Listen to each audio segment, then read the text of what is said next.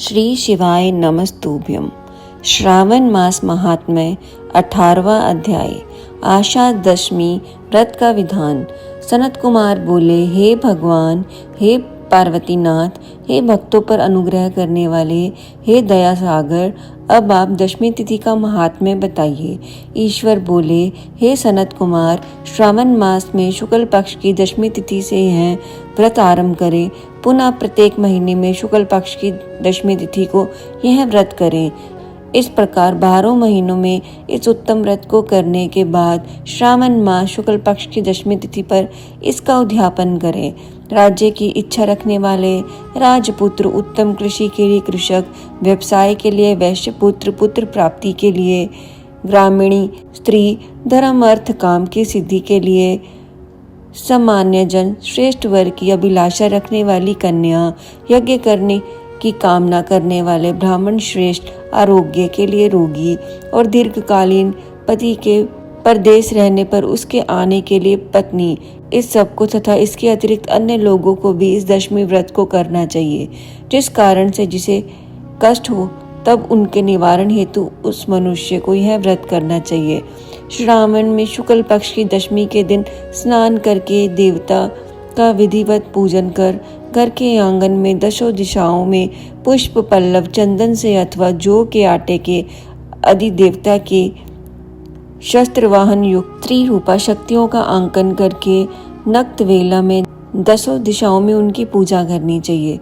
कृत मिश्रित नैवेद्य अर्पण करके उन्हें पृथक पृथक दीपक प्रदान करने चाहिए। उस समय जो फल उपलब्ध हो मैं भी चढ़ाना चाहिए। इसके बाद अपने कार्य की सिद्धि के लिए इस प्रकार प्रार्थना करनी चाहिए, हे दिव्य देवता, मेरी आशाएं पूर्ण हो और मेरे मनोरथ सिद्ध हों, आप लोगों की कृपा से सदा कल्याण हो। इस प्रकार विधिवत पूजन करके ब्राह्मण को दक्षिणा देनी चाहिए। हे मुनिश्रेष्ठ, इसी क्रम में प्रत्येक महीने में दशमी तिथि का व्रत सदा करना चाहिए और 1 वर्ष तक करने के अंतर्गत उद्यापन करना चाहिए। अब पूजन की विधि कही जाती है। सुवर्ण अथवा चांदी अथवा आटे से ही दसों दिशाओं में को बनवाएं। उसके बाद स्नान करके भली भांति वस्त्र आभूषण से अलंकृत होकर बंधु बांधवों के साथ भक्ति पूर्वक मन से दसों दिग् देवताओं का पूजन करना चाहिए।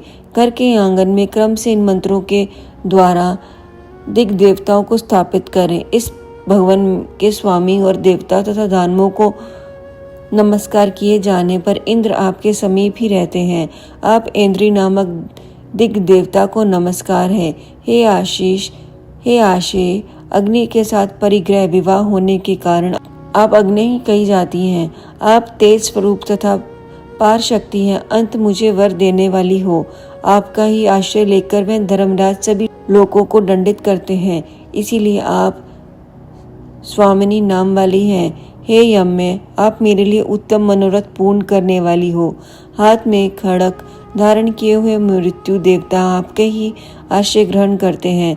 अंततः आप ऋषि रूपा हैं। आप मेरी आशा को पूर्ण कीजिए। वारुणी, समस्त भवनों के आधार पर तथा जल जीवों के स्वामी वरुण देव आप में निवास करते हैं। अंततः मेरे कार्य तथा धर्म को पूर्ण करने के लिए आप तत्पर हो। आप जगत के आदि स्वरूप वायुदेव के साथ अधिष्ठ हैं, इसीलिए आप वायव्य, आप मेरे घर में नित्य शांति प्रदान करें। आप धन के स्वामी कुबेर के साथ अधिष्ठित हैं। अंत आप मेरे लोक में उत्तरा नाम से विख्यात हैं। हमें शीघ्र ही मनोरथ प्रदान करें करके आप निरुत्तर हो। हे ऐशानी, आप जगत के स्वामी शंभु के साथ सुशोभित होती हैं। हे शुभे, हे देवी, मेरी अभिलाषाओं को पूर्ण कीजिए। आपको नमस्कार है, नमस्कार है। आप समस्त लोगों के ऊपर अधिष्ठित हैं, सदा कल्याण करने वाली हैं और सनक आदि मुनियों से घिरी रहती हैं। आप सदा मेरी रक्षा करें। सभी नक्षत्र तथा ग्रह, तारागण तथा जो नक्षत्र माताएं हैं और जो भूत प्रेत तथा विघ्न करने वाले विनायक हैं, उनकी मैंने भक्ति युक्त मन से भक्ति पूर्वक पूजा की है। मैं सब मेरे अभिष्ट की सिद्धि के लिए सदा तत्पर हूँ। नीचे के लोकों में आप सर्पों तथा नेवलों के द्वारा सेवित हैं। अंत नाग पत्नियों सहित आप मेरे ऊपर प्रसन्न हो। इन मंत्रों के द्वारा पुष्प धूप आदि से पूजन करके वस्त्र, अलंकार तथा फल निवेदित करना चाहिए। इसके बाद वाद्य ध्वनि, गीत, नृत्य आदि मंगल कृतियों और नाचती हुई श्रेष्ठ स्त्रियों के सहित जागरण करके रात्रि व्यतीत करनी चाहिए। कुमकुम, अक्षत, तांबूल दान, मान आदि के द्वारा भक्तिपूर्ण मन से उस रात्रि को सुखपूर्वक व्यतीत करके प्रातःकाल प्रतिमाओं की पूजा करके ब्राह्मण को प्रदान कर देनी चाहिए। इस विधि से व्रत को करके क्षमा प्रार्थना तथा प्रमाण करके मित्रों तथा प्रिय बंधुजनों को साथ लेकर भोजन करना चाहिए। हे तात, जो मनुष्य इस विधि से आदर पूर्वक दशमी व्रत करता है वह सभी मनोवांछित फल प्राप्त कर लेता है। विशेष रूप से स्त्रियों को इस सनातन व्रत को करना चाहिए, क्योंकि मनुष्य जाति में स्त्री अधिक श्रद्धा कामना परायण होती हैं।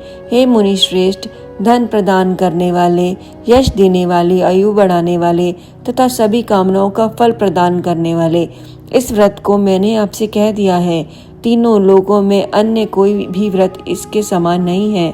हे ब्रह्मपुत्रों में श्रेष्ठ, वांछित फलों की कामना करने वाला जो मनुष्य दशमी तिथि को 10 दिशाओं की सदा पूजा करते हैं, उनके हृदय में स्थित सब बड़ी बड़ी कामनाओं को भी वह दिशाएं फलीभूत कर देती हैं। इसमें अधिक कहने से क्या प्रयोजन।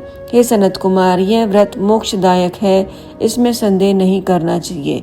इस व्रत के समान कोई और व्रत नहीं है। इस प्रकार श्री स्कंद पुराण के अंतर्गत ईश्वर सनत कुमार संवाद में श्रावण मास महात्म्य आषाढ़ दशमी व्रत कथन नामक 18वां अध्याय समाप्त हुआ। ओम नमः शिवाय।